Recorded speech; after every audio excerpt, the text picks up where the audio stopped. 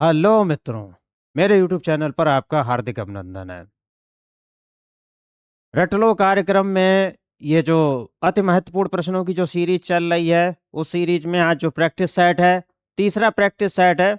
बेहद important question है, प्रश्न इसी टाइप के ही आते हैं। बढ़ते हैं इस सीरीज के पहले प्रश्न की तरफ। ये रहा मित्रों आपकी स्क्रीन पर। इनमें से किसे भारत के नेपोलियन के नाम से जाना जाता है? पहला ऑप्शन है स्कंदगुप्त, दूसरा ऑप्शन है समुद्रगुप्त, तीसरा ऑप्शन है चंद्रगुप्त और चौथा ऑप्शन है मित्रों कुमारगुप्त। विचार करिए, इनमें से कौन सा ऑप्शन सही होगा मित्रों? भारत के नेपोलियन के नाम से किसको जाना जाता है? ए बी सी डी में से कौन सा ऑप्शन सही होगा मित्रों? विचार करें। इसका मित्रों भारत के नेपोलियन के नाम से समुद्रगुप्त को जाना जाता है। किसको जाना जाता है? समुद्रगुप्त को। इसका बी ऑप्शन सही होगा मित्रों। बढ़ते हैं अब अगले प्रश्न की तरफ। ये रहा मित्रों अगला प्रश्न। स्वामी दयानंद सरस्वती ने आर्य समाज 1875 में कहां स्थापित किया था? तो इस प्रश्न के अंदर ही एक प्रश्न बन रहा है कि आर्य समाज की स्थापना किस सन में हुई थी? तो 1875 ईस्वी में। और की किसने थी? दूसरा प्रश्न स्वामी दयानंद सरस्वती ने। अब इसमें पूछा है कि स्थापना हुई कहां थी? तो पहला ऑप्शन बंबई, दूसरा ऑप्शन लाहौर, तीसरा ऑप्शन नागपुर और चौथा ऑप्शन अहमदनगर। कौन सा ऑप्शन सही होगा मित्रों? दिमाग लगाइए। इसका मित्रों ए ऑप्शन सही होगा, बंबई। ए ऑप्शन इसका सही होगा। बढ़ते हैं अब अगले प्रश्न की तरफ। अगला प्रश्न मित्रों ये रहा आपकी स्क्रीन पर। ब्रह्म समाज के संस्थापक थे? पहला ऑप्शन स्वामी दयानंद सरस्वती, दूसरा ऑप्शन ईश्वर चंद्र विद्यासागर, तीसरा ऑप्शन राजा राम मोहन राय और चौथा ऑप्शन स्वामी विवेकानंद। बेहद इंपॉर्टेंट क्वेश्चन है, कई बार आ चुका है परीक्षाओं में। ऐसे ही प्रश्न आते हैं परीक्षाओं में, तो दिमाग लगाइए मित्रों। इसका कौन सा ऑप्शन सही होगा? मित्रों इसका ऑप्शन सही होगा ब्रह्म समाज की संस्थापक जो थे राजा राम मोहन राय। कौन थे? राजा राम मोहन राय। इसका सी ऑप्शन सही होगा मित्रों। सी ऑप्शन इसका सही होगा। बढ़ते हैं अगले प्रश्न की तरफ। अगला प्रश्न मित्रों ये रहा आपकी स्क्रीन पर। किस गुप्तकालीन शासक को कविराज कहा गया? किस गुप्तकालीन शासक को कविराज कहा गया? बेहद इंपॉर्टेंट क्वेश्चन। पहला ऑप्शन श्रीगुप्त, दूसरा ऑप्शन चंद्रगुप्त, तीसरा ऑप्शन समुद्रगुप्त और चौथा ऑप्शन स्कंदगुप्त। विचार कीजिए मित्रों, इसका कौन सा ऑप्शन सही होगा? किस गुप्तकालीन शासक को कविराज कहा गया? तो मित्रों इसका सही ऑप्शन होगा सी, समुद्रगुप्त को कविराज कहा गया। समुद्रगुप्त को कविराज कहा गया। बढ़ते हैं अगले प्रश्न की तरफ। इसको याद रखने की एक और ट्रिक है कि इनका दिमाग इतना ऐसा था कि इनके दिमाग में इतनी कविताएं थी कि समुद्र बन गया, तो समुद्रगुप्त जो हैं गुप्तकालीन शासक के कविराज कहे जाते हैं, इसी कारण ये याद करने की ट्रिक है। बढ़ते हैं अगले प्रश्न की तरफ। कुंभ मेला को प्रारंभ करने का श्रेय किसे दिया जाता है? बेहद महत्वपूर्ण प्रश्न। पहला अशोक, दूसरा चंद्रगुप्त द्वितीय, तीसरा हर्षवर्धन और चौथा मित्रों इनमें से कोई नहीं। कौन सा ऑप्शन सही होगा मित्रों? दिमाग लगाइए आप कि कुंभ मेले को प्रारंभ करने का श्रेय किसको दिया जाता है? तो मित्रों इसका सी ऑप्शन सही होगा, हर्षवर्धन। कौन होगा? हर्षवर्धन। अब बढ़ते हैं अगले प्रश्न की तरफ मित्रों। अगला प्रश्न ये रहा आपकी स्क्रीन पर। हर्षवर्धन अपनी धार्मिक सभा कहां किया करता था? बेहद इंपॉर्टेंट क्वेश्चन। हर्षवर्धन अपनी धार्मिक सभा कहां किया करता था? पहला ऑप्शन मथुरा, दूसरा ऑप्शन प्रयाग, तीसरा ऑप्शन वाराणसी और चौथा ऑप्शन पेशावर। कौन सा ऑप्शन सही होगा मित्रों? दिमाग लगाइए। हर्षवर्धन अपनी धार्मिक सभा मित्रों करता था प्रयाग में। इसका बी ऑप्शन सही होगा, बी। बढ़ते हैं अब अगले प्रश्न की तरफ। अगला प्रश्न मित्रों ये रहा आपकी स्क्रीन पर। किसी भी विकासशील अर्थव्यवस्था के प्रारंभिक चरणों में अधिकांश गतिविधियां, फिर खाली जगह है, क्षेत्र से संबंधित होती हैं। पहला ऑप्शन द्वितीयक, दूसरा ऑप्शन सूचना प्रौद्योगिकी, तीसरा ऑप्शन प्राथमिक और चौथा ऑप्शन तृतीयक। इंपॉर्टेंट क्वेश्चन है कि किसी भी विकासशील अर्थव्यवस्था के प्रारंभिक चरणों में अधिकांश गतिविधियां किस क्षेत्र से संबंधित होती हैं? पहला ऑप्शन द्वितीयक, दूसरा सूचना प्रौद्योगिकी, तीसरा प्राथमिक और चौथा तृतीयक। तो मित्रों इसका सही ऑप्शन होगा सी, प्राथमिक। प्राथमिक इसका सही ऑप्शन होगा। बढ़ते हैं अगले प्रश्न की तरफ। ये रहा मित्रों आपकी स्क्रीन पर। निम्नलिखित में से कौन सा हरित क्रांति की रणनीति का हिस्सा था? पहला ऑप्शन रासायनिक उर्वरक और पीड़कनाशी, दूसरा ऑप्शन सिंचाई, तीसरा ऑप्शन उच्च उपज देने वाली किस्मों के बीज और चौथा ऑप्शन ये सभी। तो ये प्रश्न सरल है, इस पे ज्यादा देर नहीं रुकेंगे। हरित क्रांति यानी ज्यादा उपज के लिए ये तीनों आवश्यक हैं, यानी इसका डी ऑप्शन सही होगा मित्रों। अब बढ़ते हैं अगले प्रश्न की तरफ। अगला प्रश्न मित्रों ये रहा आपकी स्क्रीन पर। भारत की पंचवर्षीय योजनाओं को अंतिम स्वीकृति निम्नलिखित में से किसके द्वारा दी गई थी? पहला ऑप्शन भारत के उपराष्ट्रपति, दूसरा ऑप्शन वित्त मंत्रालय, तीसरा ऑप्शन वित्त सचिव और चौथा ऑप्शन राष्ट्रीय विकास परिषद। बताइए मित्रों कौन सा ऑप्शन सही होगा? इसका मित्रों सही ऑप्शन होगा राष्ट्रीय विकास परिषद। डी ऑप्शन इसका सही होगा। डी ऑप्शन इसका सही है मित्रों। बढ़ते हैं अब अगले प्रश्न की तरफ। यह रहा आपकी स्क्रीन पर। निम्नलिखित में से कौन सा एक वाणिज्यिक बैंक नहीं है? पहला ऑप्शन HSBC, दूसरा ऑप्शन सिडबी, तीसरा ऑप्शन भारतीय स्टेट बैंक और चौथा ऑप्शन ICICI बैंक। मित्रों बेहद इंपॉर्टेंट क्वेश्चन है, वाणिज्यिक बैंक कौन सा नहीं है? तो मित्रों वाणिज्यिक बैंक सिडबी नहीं है। कौन सा नहीं है? सिडबी वाणिज्यिक बैंक नहीं है। सिडबी जो है वो वाणिज्यिक बैंक नहीं है, इसका बी ऑप्शन सही होगा। बढ़ते हैं अगले प्रश्न की तरफ। ये रहा मित्रों 1991 में नई आर्थिक नीति NEP के तहत उदारीकरण और निजीकरण की पहल का प्राथमिक परिणाम निम्नलिखित में से कौन सा था? पहला ऑप्शन राजकोषीय नीति सुधार, दूसरा ऑप्शन मौद्रिक नीति सुधार, तीसरा ऑप्शन वैश्वीकरण और चौथा ऑप्शन इनमें से कोई नहीं। कौन सा ऑप्शन सही होगा मित्रों? ये भी प्रश्न आ चुके हैं, ये भी आ चुका है प्रश्न। इसका सही ऑप्शन होगा मित्रों वैश्वीकरण। वैश्वीकरण इसका सही ऑप्शन होगा मित्रों। सी ऑप्शन इसका सही होगा। बढ़ते हैं अगले प्रश्न की तरफ। यह रहा आपकी स्क्रीन पर।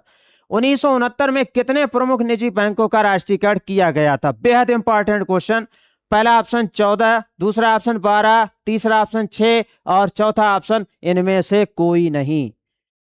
राष्ट्रीयकरण 1969 में कितने प्रमुख निजी बैंकों का किया गया था, उनकी संख्या बतानी है मित्रों। तो इसका सही ऑप्शन होगा मित्रों ए, 14 बैंकों का राष्ट्रीयकरण किया गया था। बढ़ते हैं अगले प्रश्न की तरफ मित्रों। यह रहा आपकी स्क्रीन पर। अमृत महोत्सव किसकी 75वीं वर्षगांठ पर मनाया जाता है? अमृत महोत्सव किसकी 75वीं वर्षगांठ पर मनाया जाता है? पहला ऑप्शन स्वतंत्रता, दूसरा ऑप्शन गणतंत्र, तीसरा ऑप्शन गांधी जयंती और चौथा संविधान दिवस। स्वतंत्रता दिवस, गणतंत्र दिवस, गांधी जयंती, संविधान दिवस, किसकी 75वीं वर्षगांठ पर अमृत महोत्सव मनाया जाता? बेहद इंपॉर्टेंट क्वेश्चन। पूरे भारत में बड़े उल्लास के साथ ये मनाया गया था, ज्यादातर को पता होगा मित्रों। इसका ए ऑप्शन सही है मित्रों स्वतंत्रता। इसका ए ऑप्शन सही होगा मित्रों स्वतंत्रता। अब बढ़ते हैं अगले प्रश्न की तरफ। ये रहा आपकी स्क्रीन पर। पीएम किसान योजना में किसानों को सालाना कितनी राशि मिलती है? बहुत सरल क्वेश्चन, इस पे ज्यादा देर नहीं रुकेंगे। एक साल में किसानों को पीएम किसान के अंतर्गत 6,000 रुपए मिलता है मित्रों, अधिकांश को मालूम होगा। बढ़ते हैं अगले प्रश्न पर। यह रहा मित्रों आपकी स्क्रीन पर। उज्ज्वला योजना किससे संबंधित है? बेहद सरल क्वेश्चन लेकिन इंपॉर्टेंट बहुत है, इसलिए मुझको इसे लेना पड़ा। तो ये जो है एलपीजी उज्ज्वला योजना मित्रों मालूम है, एलपीजी कनेक्शन, उज्ज्वला योजना एलपीजी कनेक्शन से संबंधित है, तो इसका बी ऑप्शन सही होगा। बढ़ते हैं अगले प्रश्न की तरफ। अगला प्रश्न मित्रों ये रहा आपकी स्क्रीन पर। गिफ्ट सिटी भारत के किस राज्य में है? Important question. Gift city Bharat के किस राज्य में है? पहला ऑप्शन महाराष्ट्र, दूसरा ऑप्शन गुजरात, तीसरा ऑप्शन कर्नाटक और चौथा ऑप्शन तेलंगाना। गिफ्ट सिटी मित्रों भारत के किस राज्य में है? तो मित्रों इसका सही ऑप्शन होगा गुजरात। गुजरात गुजरात गुजरात। बढ़ते हैं आगे बढ़ते हैं।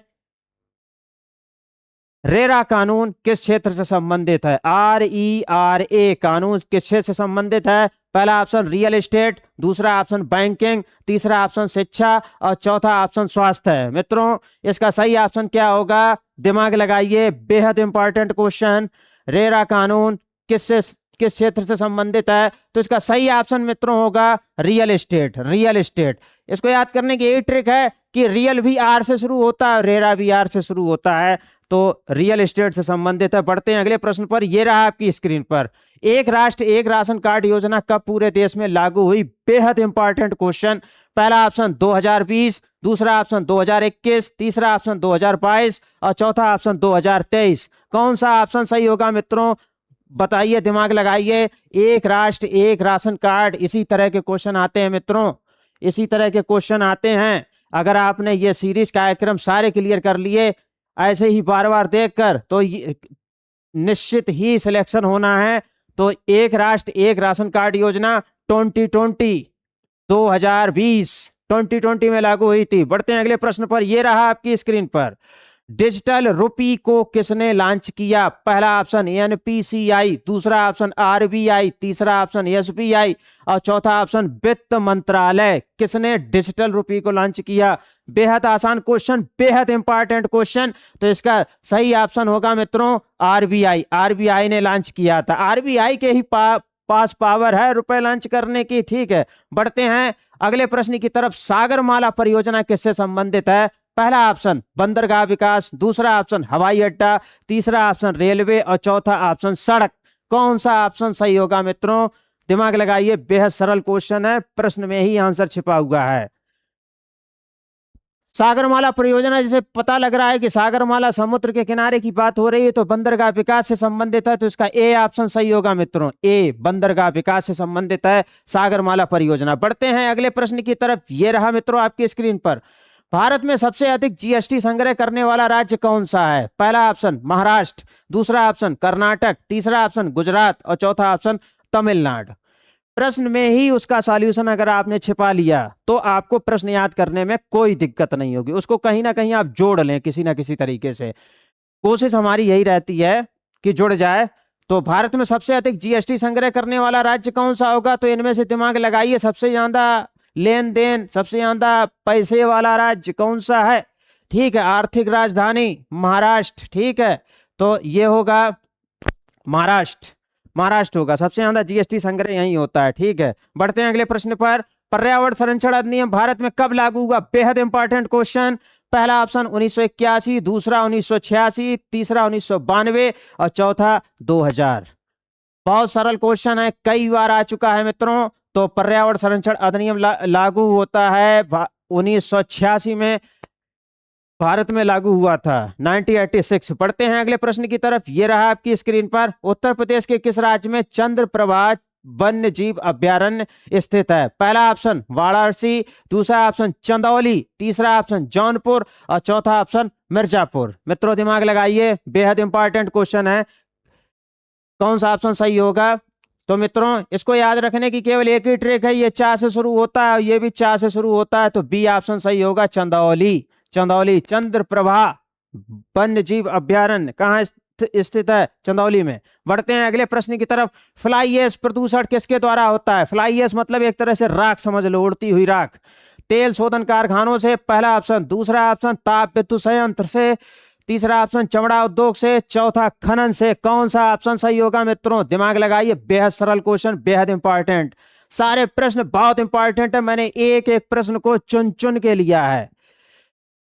देखिए कौन सा सही होगा? तो फ्लाई ऐश मित्रों ये बी ऑप्शन सही होगा, ताप विद्युत संयंत्रों से, ताप विद्युत संयंत्रों से। अब बढ़ते हैं अगले प्रश्न की तरफ। ये रहा मित्रों अगला प्रश्न, भारत का सर्वाधिक जनघनत्व वाला राज्य कौन सा है? बेहद इंपॉर्टेंट क्वेश्चन। पहला पश्चिम बंगाल, दूसरा केरल, तीसरा बिहार, चौथा उत्तर प्रदेश। दिमाग लगाइए मित्रों, इसमें आप गलत करके आएंगे निश्चित अगर ऐसा प्रश्न आएगा। जनघनत्व पूछा गया है 2011 की जनगणना के अनुसार, तो मित्रों उत्तर प्रदेश नहीं है, उत्तर प्रदेश नहीं है, बिहार इसका सही ऑप्शन होगा, बिहार। बिहार है यही मित्रों। बढ़ते हैं अगले प्रश्न की तरफ। ये रहा मित्रों, उत्तर प्रदेश में कीठम झील कहाँ स्थित है? सुर सरोवर के नाम से भी जानी जाती है। कीठम झील कहाँ स्थित है? पहला ऑप्शन आगरा, दूसरा मथुरा, तीसरा कानपुर और चौथा लखनऊ। कौन सा ऑप्शन सही होगा मित्रों? कीठम झील कहाँ स्थित है? तो मित्रों कीठम झील जो स्थित है वो आगरा में स्थित है, आगरा जिले में स्थित है, इसका ए ऑप्शन सही होगा। अब बढ़ते हैं अगले प्रश्न की तरफ। ये रहा मित्रों, मेधा पाटेकर किस आंदोलन से जुड़ी हुई है? बेहद इंपॉर्टेंट क्वेश्चन है ये। पहला ऑप्शन चिपको आंदोलन, दूसरा नर्मदा बचाओ आंदोलन, तीसरा बचपन बचाओ आंदोलन और चौथा अपेक्को आंदोलन। मेधा पाटेकर किस आंदोलन से जुड़ी हुई थी मित्रों? ध्यान करिए, बेहद सरल और बेहद प्रसिद्ध ये रह चुकी हैं मेधा पाटेकर इस मामले में, तो इसका बी ऑप्शन सही होगा, नर्मदा बचाओ आंदोलन, नर्मदा बचाओ आंदोलन। बढ़ते हैं अगले प्रश्न की तरफ। ये रहा मित्रों, उत्तर प्रदेश का सबसे पुराना संगीत महाविद्यालय कौन सा है? पहला ऑप्शन ये भारत खंडे है, भारत खंडे नहीं, भारत खंडे संगीत संस्थान लखनऊ। दूसरा बनारस हिंदू विश्वविद्यालय। तीसरा इलाहाबाद संगीत कॉलेज। और चौथा अलीगढ़ अलीगढ़ मुस्लिम विश्वविद्यालय। तो इसमें से कौन सा होगा मित्रों? इसमें से होगा ए ऑप्शन, भारत खंडे संगीत संस्थान लखनऊ, भारत खंडे संगीत संस्थान लखनऊ। ये उत्तर प्रदेश का सबसे पुराना संगीत महाविद्यालय है। बढ़ते हैं अगले प्रश्न की तरफ। बटेश्वर पस मेला कितने दिन चलता है? बटेश्वर पस मेला बेहद फेमस है। उत्तर प्रदेश जो आता है स्टैटिक, उसका क्वेश्चन है बटेश्वर मेला कितने दिन चलता है? पहला ऑप्शन 15 दिन, दूसरा 30 दिन, चौथा 45 दिन और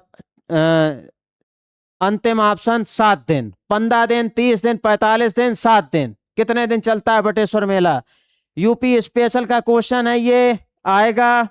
इसी तरह के क्वेश्चन आते हैं तो भाई पस मेला आधे महीना चलता है, तो यानी 15 दिन। इसका ए ऑप्शन सही होगा, ए ऑप्शन इसका सही होगा। बढ़ते हैं अगले प्रश्न की तरफ। ये रहा मित्रों आपके स्क्रीन पर, गढ़मुक्तेश्वर का कार्तिक पूर्णिमा मेला किस नदी के किनारे लगता है? बेहद इंपॉर्टेंट। पहला यमुना, दूसरा गंगा, तीसरा गोमती और चौथा घाघरा। किस नदी के किनारे लगता है? तो इसका सही ऑप्शन होगा मित्रों गंगा। गढ़मुक्तेश्वर, गढ़मुक्तेश्वर गा से शुरू होता है, यह भी गा से शुरू होता है, याद कर लीजिए। अब बढ़ते हैं अगले प्रश्न की तरफ। कजरी महोत्सव मुख्य रूप से कहां आयोजित होता है? कजरी, पहला ऑप्शन वाराणसी, दूसरा मिर्जापुर, तीसरा लखनऊ और चौथा प्रयागराज। दिमाग लगाइए मित्रों, कौन सा ऑप्शन सही होगा? तो मित्रों कजरी महोत्सव जो है वो मिर्जापुर में, कजरी जा बीच में आता है तो मिर्जा जा इसमें भी बीच में आता है, तो मिर्जापुर ऐसे याद कर लीजिए। बढ़ते हैं अगले प्रश्न की तरफ। ताज महोत्सव कहाँ होता है? ताज महोत्सव कहाँ होता है? लखनऊ, आगरा, वाराणसी, मथुरा। क्लियर है? ताजमहल कहाँ है? आगरा में, तो ताज महोत्सव भी आगरा में ही होगा। बेहद सरल प्रश्न है, इस पे ज्यादा देर नहीं रुकेंगे। बढ़ते हैं अगले प्रश्न की तरफ। लखनऊ महोत्सव कब होता है? तो लखनऊ महोत्सव मित्रों कब होता है? पहला ऑप्शन फरवरी मार्च, दूसरा नवंबर दिसंबर, तीसरा अगस्त सितंबर और चौथा अक्टूबर।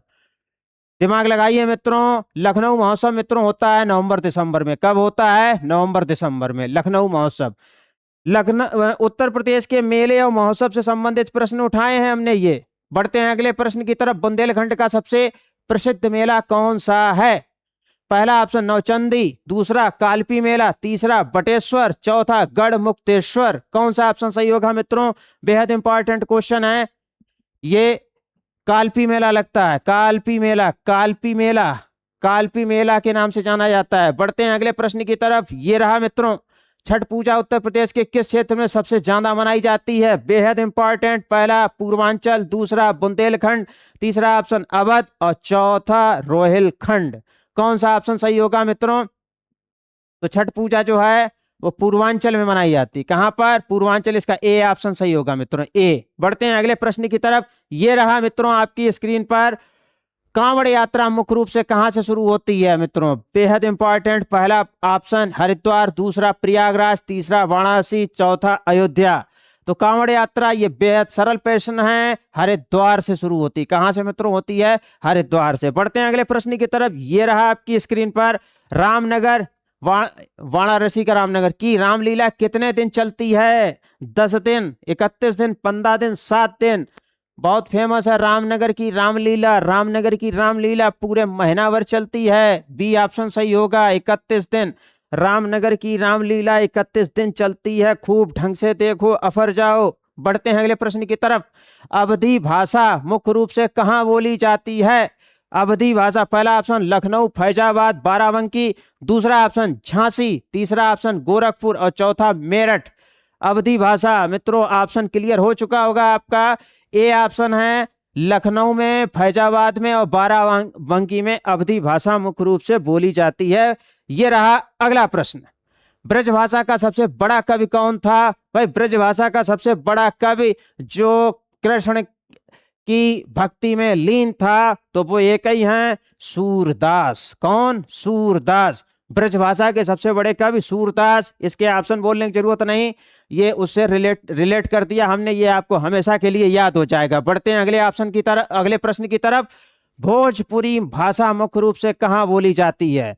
तो भोजपुरी भाषा कहाँ बोली जाती है? पहला ऑप्शन बलिया, गाजीपुर, देवरिया, दूसरा ऑप्शन लखनऊ, तीसरा झांसी और चौथा आगरा। बताइए मित्रों कौन सा ऑप्शन सही होगा? भोजपुरी भाषा कहाँ बोली जाती है मुख्य रूप से? तो मित्रों ऑप्शन क्लियर हो चुका होगा, इसका ए ऑप्शन है, बलिया, गाजीपुर और देवरिया में भोजपुरी भाषा बोली जाती है। बढ़ते हैं अगले प्रश्न की तरफ, ये रहा मित्रों, उत्तर प्रदेश में सबसे अधिक जंगल तराई क्षेत्र में है, यह क्षेत्र मुख्यतः किसके लिए प्रसिद्ध है? उत्तर प्रदेश में सबसे अधिक जंगल तराई क्षेत्र में है, यह क्षेत्र मुख्यतः किसके लिए प्रसिद्ध है? पहला साल वृक्ष के लिए, दूसरा सागौन के लिए, तीसरा शीशम के लिए और चौथा बांस के लिए। इंपॉर्टेंट क्वेश्चन है मित्रों, बताइए कौन सा ऑप्शन सही होगा? इसका कौन सा ऑप्शन सही होगा मित्रों? तो इसका ऑप्शन सही है साल वृक्ष। कौन सा सही होगा? साल वृक्ष। बढ़ते हैं अगले प्रश्न की तरफ, ये रहा मित्रों आपकी स्क्रीन पर, उत्तर प्रदेश में सिल्का सैंड का सबसे बड़ा भंडार कहाँ है? पहला ऑप्शन प्रयागराज, दूसरा कौशाम्बी, तीसरा फतेहपुर और चौथा सभी। सिल्का सैंड का सबसे बड़ा भंडार मित्रों, दिमाग लगाइए तो देखिए प्रयागराज, इसका सही ऑप्शन होगा प्रयागराज। अब इसको कैसे याद रखोगे? प्रयागराज में तीनों नदियां आके मिलती हैं, तो जहां तीनों नदियां आके मिल रही हैं वहां पे रेत बहुत होगा, ऐसे समझ लीजिए। और सैंड माने होता है रेत। क्लियर है इतना? ये ट्रिक है याद करने की और कुछ नहीं। सिल्का सैंड जो है वो का सबसे ज्यादा भंडार प्रयागराज में है। अगला प्रश्न ये रहा आपकी स्क्रीन पर, उत्तर प्रदेश में पायराइट मुख्यतः कहाँ पाया जाता है? ये क्वेश्चन आते हैं इसी टाइप के मित्रों, इसको रूटीन पे ले लीजिए। उत्तर प्रदेश में पायराइट मुख्यतः कहाँ पाया जाता है? पहला ऑप्शन सोनभद्र, दूसरा मिर्जापुर, तीसरा चंदौली और चौथा बांदा। कौन सा ऑप्शन सही होगा मित्रों? दिमाग लगाइए। पायराइट जो पाया जाता है मित्रों वो सबसे ज्यादा मुख्यतः कहाँ पाया जाता है? सोनभद्र में। सोनभद्र में और भी कई खनिज पाए जाते हैं। बढ़ते हैं अगले प्रश्न पर, यह रहा आपकी स्क्रीन पर, उत्तर प्रदेश में आंधी नामक खनिज किस जिले में पाया जाता है? आंधी नामक खनिज कहाँ पाया जाता है? पहला ऑप्शन सोनभद्र, दूसरा चित्रकूट, तीसरा हमीरपुर और चौथा जालौन। दिमाग लगाइए मित्रों क्या होगा सही ऑप्शन? अब देखिए इसको हमने कैसे जोड़ा, आंधी आती है तो आग लग जाती है, आग मतलब जल जाती है, तो जालौन, डी ऑप्शन सही होगा, आंधी ने जला दिया। ठीक है, बढ़ते हैं अगले प्रश्न की तरफ, ये रहा मित्रों, उत्तर प्रदेश में सबसे अधिक वन्य जीव अभ्यारण्य किस जिले में है? तो उत्तर प्रदेश में सबसे अधिक वन्य जीव अभ्यारण्य, पहला ऑप्शन लखीमपुर खीरी, दूसरा पीलीभीत, तीसरा बहराइच और चौथा श्रावस्ती। इसमें से कौन सा ऑप्शन सही होगा मित्रों? तो ज्यादातर ने सोच लिया होगा, इसका ए ऑप्शन है लखीमपुर खीरी। लखीमपुर खीरी में सबसे ज्यादा अधिक वन्य जीव अभ्यारण्य है। बढ़ते हैं अगले प्रश्न की तरफ, उत्तर प्रदेश में दुधवा नेशनल पार्क किस जिले में स्थित है? बेहद इंपॉर्टेंट क्वेश्चन, पहला ऑप्शन लखीमपुर खीरी, दूसरा पीलीभीत, तीसरा बहराइच, चौथा गोंडा। बताइए मित्रों, बेहद सुपरहिट क्वेश्चन है, कौन सा होगा? तो मित्रों इसका ए ऑप्शन सही होगा, लखीमपुर खीरी में है राष्ट्रीय Dudhwa national park, Dudhwa park. बढ़ते हैं अगले प्रश्न की तरफ, अगला प्रश्न ये रहा मित्रों आपकी स्क्रीन पर, उत्तर प्रदेश में कीठम झील कहाँ स्थित है? तो ये हो चुका था, ये आगरा में स्थित है। अब बढ़ते हैं अगले प्रश्न की तरफ, मेधा पाटेकर, ये भी हो चुका था, नर्मदा बचाओ आंदोलन से संबंधित हैं। किससे संबंधित हैं? नर्मदा बचाओ आंदोलन से संबंधित हैं। मित्रों उम्मीद है कि ये प्रैक्टिस सेट आपको बेहद पसंद आया होगा। अगर इसी तरह अति महत्वपूर्ण प्रश्नों का प्रैक्टिस सेट रट लो कार्यक्रम आपको पसंद आ रहा है तो चैनल को आप सब्सक्राइब अवश्य कर लें। सब्सक्राइब का बटन दाबते हैं, दिख रहा होगा आपको, और बेल आइकन प्रेस करते हैं ताकि जो अति महत्वपूर्ण प्रश्न है मैं उन्हीं का कलेक्शन लेके आता हूं। और किसी भी सीरीज में प्रश्न जो हैं ये नहीं कि वो बार बार रिपीट होंगे, मैं नए प्रश्नों को और सिलेबस के अनुसार मैं प्रश्नों को ले रहा हूं। और हाँ, अब मैं टॉपिक वाइज भी प्रश्नों को लाने वाला हूं, वो भी वीडियो आप अवश्य देखें। यदि आपको ये वीडियो पसंद आया हो तो लाइक और शेयर अवश्य करें, कमेंट्स भी करें, और जो दोस्त साथी आपके तैयारी कर रहे हो तो उन तक चैनल का लिंक अवश्य शेयर करें। मिलते हैं अगले वीडियो में कुछ और अति महत्वपूर्ण प्रश्नों के साथ। वीडियो देखने के लिए आपका बहुत बहुत धन्यवाद।